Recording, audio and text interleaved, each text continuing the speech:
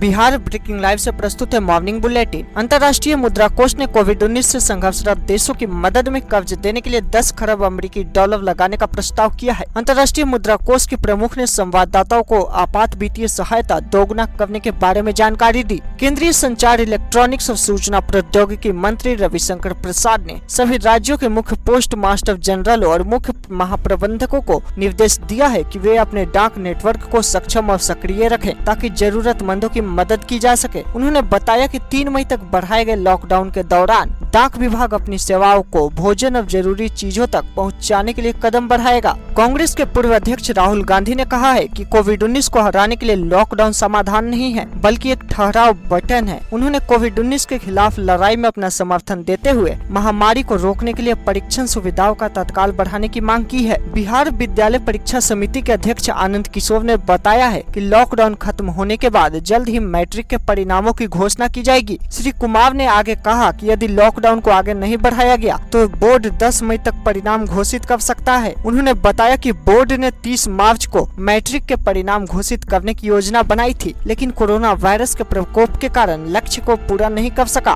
केंद्र सरकार ने सभी राज्यों के मुख्य सचिवों से कहा है कि अन्य राज्यों में काम करने वाले मजदूरों और लॉकडाउन के कारण फंसे व्यक्तियों को सुरक्षा, आवास और भोजन के लिए पर्याप्त व्यवस्था की जाए तथा साथ ही राज्यों से कहा गया है कि जिला अधिकारियों को नोडल अधिकारी नियुक्त करने के साथ प्रत्येक शिविर में वरिष्ठ अधिकारी को प्रभारी बनाना चाहिए। सरकार ने सभी शिक्षण संस्थानों को निर्देश दिया है कि लॉकडाउन समाप्त होने और समान स्थिति बहाल होने तक फीस के भुगतान का दबाव न बनाया जाए। इस संबंध में राज्यों और केंद्र शासित प्रदेशों के संबंधित मुख्य सचिवों को पत्र लिख कहा गया है कि कॉलेजों और संस्थानों की फीस की क्षतिपूर्ति की जाए। मानव संसाधन विकास मंत्रालय ने कहा है कि चालू सेमेस्टर के लिए ऑनलाइन कक्षाएं लॉकडाउन की अवधि के दौरान रहेगी, जिसके लिए विश्वविद्यालय अनुदान आयोग द्वारा संशोधित शैक्षिक कैलेंडर जारी किया जाएगा। उच्चतम न्यायालय ने कहा है कि कोविड-19 के खिलाफ सरकार की देशव्यापी लड़ाई जो लॉकडाउन का विस्तार करने के लिए मजबूर किया है, जिसे पूर्ण जन सहयोग से जीता जा सकता है, जो सामाजिक भेद मानदंडों और लॉकडाउन के कार्यान्वयन के समक्ष समर्थ के माध्यम से संभव है।